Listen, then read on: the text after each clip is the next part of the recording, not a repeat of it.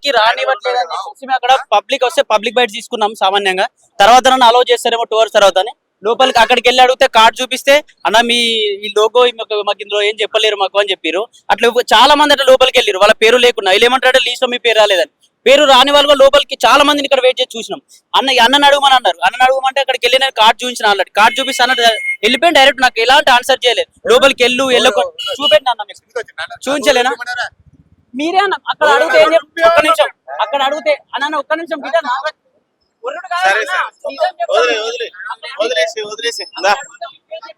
అక్కడ అడిగితే మీ పేరు చెప్పారు. ఏదన్నా నేను కార్డు చూపించాను ఒకటి నేను అడిగానా లేదా అన్న ఓకే టీవీ అన్న మాది లోపలికి వెళ్ళొచ్చు అంటే మీరు సైలెంట్ ఉన్నారు. మాకు ఆన్సర్ చేయాలి. అందుకనే మేము ఆన్సర్ చేయండి అని అడుగుతున్నాం మేము.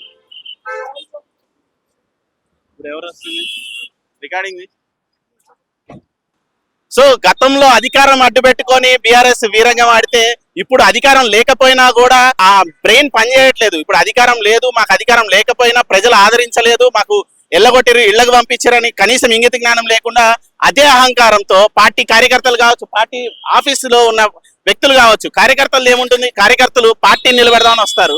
సో కార్యకర్తలది సంబంధం లేకుండా లోపల ఉన్న ఎంప్లాయీస్ అవ్వచ్చు, ఆఫీస్ బ్యారర్స్ అవ్వచ్చు, పిఆర్ఓలు అవ్వచ్చు, లేదంటే ఈవెన్ కేటీఆర్ ఇదంతా మొత్తానికి ప్రెసిడెంట్ కింద ఉన్నది ఆయనే, పార్టీ ప్రెసిడెంట్ ఆయనే కాబట్టి కేటీఆర్ కైనా మినిమం కామన్ సెన్స్ ఉండాలి.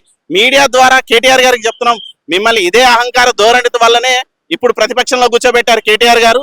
ఇప్పటికైనా కనివిప్పు చేసుకొని మీడియాతో ఎలా వ్యవహరించాలి అనేది మీరు మెయింటైన్ చేస్తే నెక్స్ట్ ఎలక్షన్ అయినా గెలుస్తారు. లేదంటే ఇంకొక 10 ఏళ్ళు ఆ ప్రతిపక్షంలోనే ఉంటారు, మా పైన దౌర్జన్యం చేయడానికి వస్తున్నారు. మేము అప్పటి వరకు 20 నిమిషాలు అవుతుంది నేను వచ్చి, నేను దగ్గర దగ్గర పావు తక్కువ 2 గంటలకు వచ్చా, ఇప్పుడు 2:15 అవుతుంది.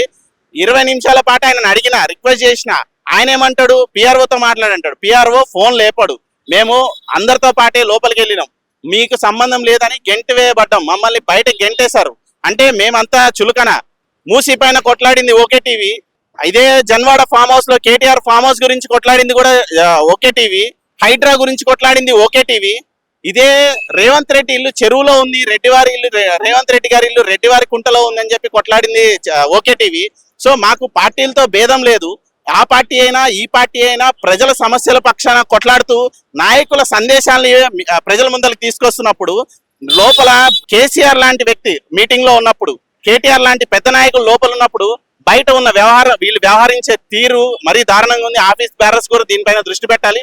అసలు ఏం జరిగిందని బాను అడుగుదాం. ఏమైంది బాను? గత 2 గంటల నుంచి వెయిట్ చేస్తా ఉన్నా, లోపలికి అలో చేయలేదు. ఆయన దగ్గరికి వెళ్ళి సెక్యూరిటీ వాళ్ళ దగ్గరికి వెళ్ళి కార్డు చూపించిన, అన్న లోపలికి వెళ్ళొచ్చానే. ఏదైతే మిగతా వాళ్ళకి సంబంధించిన ఛానల్స్ ఏమి ఉంటే వాళ్ళని అలో చేసిర్రు. ఇంకా కొన్ని ఛానల్స్ తడబడతా ఉన్న వెళ్ళాలా వద్దా పోనిస్తారా లేదని చెప్పేసి వెళ్ళిపోయారు వాళ్ళు కూడా లోపలికి. ఏది తెలుగు అని చెప్పేసి కొత్త ఛానల్ కూడా చాలా మంది వెళ్ళిపోయారు. ఒకసారి మనం పర్మిషన్ తీసుకుంటే బాగుంటది కదా, డైరెక్ట్ వెళ్ళడం ఎందుకు అని చెప్పేసి నేను డైరెక్ట్ వచ్చి కార్డు చూపించాను.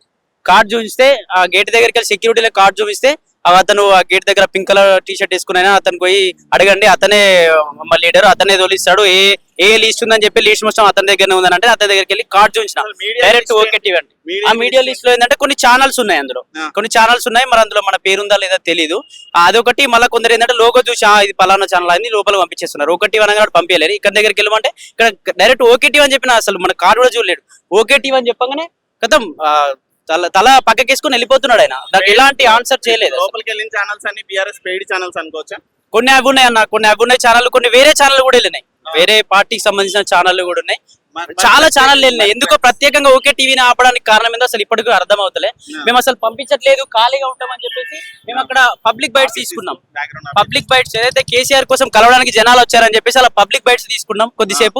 మళ్ళీ ఒకసారి వచ్చి మీరు వచ్చేదాకా మళ్ళీ ఒకసారి అడిగితే అట్లే మాట్లాడుతారు, రేపు వస్తావు కదా, రేపు ప్రెస్ మీట్లకు వస్తావు కదా, రేపు ఎట్లా చూస్తాం, రేపు ప్రెస్ మీట్స్కి వస్తావు కదా, రేపు ఎట్లా వస్తామో చూస్తాం అన్నట్టుగా ఇష్టాంతిగా మాట్లాడుతుంది. ఈ అహంకారం వల్లనే ప్రభుత్వం అయితే కోల్పోయింది. ఇప్పటికీ 15 నెలల నుంచి కాంగ్రెస్ ప్రభుత్వం వచ్చింది. కాంగ్రెస్ ప్రభుత్వం రావడానికి ఇది గద్దె దిగడానికి ప్రస్తుతం సోషల్ మీడియా యూట్యూబ్ ఛానల్స్, ఈ యూట్యూబ్ ఛానల్ వల్ల మళ్ళీ ఇట్నే ప్రవర్తిస్తే మళ్ళీ బీఆర్ఎస్ అయితే మరి కొన్ని ఏళ్ల వరకు ఏదైతే కాంగ్రెస్ ప్రభుత్వం 20 ఏళ్ల దాకా రాలేదు అట్లే కూడా అవుతుందేమో అనుకోవచ్చు. ఏదైతే కేటీఆర్ గారు కావచ్చు, సంబంధించిన మెయిన్ లీడర్స్ ఎవరైతే ఉన్నారో బీఆర్ఎస్ వాళ్ళు ఇట్లాంటి కొంచెం ఆకారపూరిత వ్యక్తుల నుంచి కొంచెం మీరు కాపాడుకుంటే బాగుంటుందని చెప్పేసి మా యూట్యూబ్ ఛానల్స్ తరఫున కోరుతున్నాం అన్న. అంతే. యూట్యూబ్ ఛానల్స్ లో కూడా కొన్ని పెయిడ్ ఛానల్స్ అయిపోయినాయి.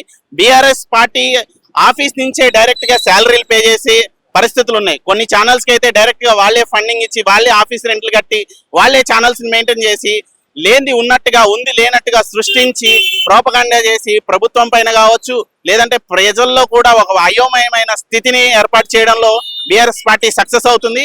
దానికి main reason paid channels.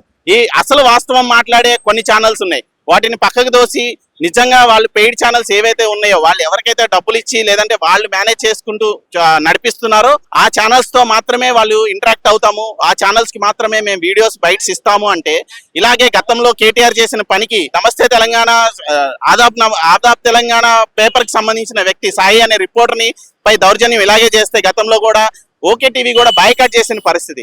So ఇలా బాయ్కాట్ చేసినా కూడా సిగ్గురాని పరిస్థితి బీఆర్ఎస్ పార్టీకి. సో కార్యకర్తలు ఇంకా ఏదో అద్భుతం జరుగుతుంది అని నమ్ముతున్నారు. కానీ గతంలో 2014 నుంచి 16 వరకు టీడీపీ ప్రభుత్వం ఉంది, టీడీపీ పార్టీ బలంగా ఉంది. ఇదే అపోజిషన్, సెకండ్ అపోజిషన్ ఏదైతే టీడీపీ పార్టీ గతంలో 2014 నుంచి 16 వరకు ఉందో అదే అపోజిషన్ పార్టీని కూకటి వేళ్లతో పీకి పడేసిన ఘనత బీఆర్ఎస్ పార్టీది. నెక్స్ట్ జరగబోతుంది ఇదే సినారియో బీఆర్ఎస్ లో కూడా చూడబోతున్నాం. నెక్స్ట్ ఇదే బీఆర్ఎస్ పార్టీని వాళ్ళ కార్యకర్తలే కుక్కడి వేళ్లతో పీకి పడేసే పరిస్థితులకు వస్తే ఇలాంటి అహంకారిత పూరితమైన వ్యాఖ్యలు ఇలాంటి చర్యలు ఖచ్చితంగా మానుకోవాలి. ఇప్పటికైనా కేటీఆర్ గారు కేసీఆర్ గారు దీనిపైన దృష్టి పెట్టాలి. పెద్ద ఎంత పండిత పుత్ర పరమసుంట అన్నట్టు కేసీఆర్ గారి ఆలోచనలు అద్భుతంగా ఉంటే వాళ్ళ వెనకాల ఉన్న ఆఫీస్ బేరర్స్ అవ్వచ్చు, కొంతమంది లీడర్స్ ఆలోచనలు మాత్రం మరి దారుణంగా ఉన్నాయి. దీనికి నిదర్శనమే ఈ రోజు జరిగిన ఇన్సిడెంట్. సో ఓకే టీవీ ఎప్పుడు ప్రజల కోసం కొట్లాడుతూ ఎన్నో సమస్యల పైన ఫోకస్ చేసింది. ఇదే రేవంత్ రెడ్డి గారి ఇల్లు చెరువులో ఉందని చెప్పి ఫోకస్ చేసి ఫస్ట్ రిలీజ్ చేసింది ఓకే టీవీ. ఇదే జన్వాడ ఫామ్ హౌస్ FTL లో ఉందని చెప్పి రిలీజ్ చేసింది ఓకే టీవీ. మాకు కేటీఆర్ అవ్వచ్చు, రేవంత్ రెడ్డి అవ్వచ్చు, ఎవరైనా సమానమే. సో పార్టీలకు అతీతంగా మీడియాలని బతకనివ్వాలి, మీడియా ఛానల్స్ ని అణగదొక్కే ప్రయత్నం అయితే చేయకూడదు. Thank you.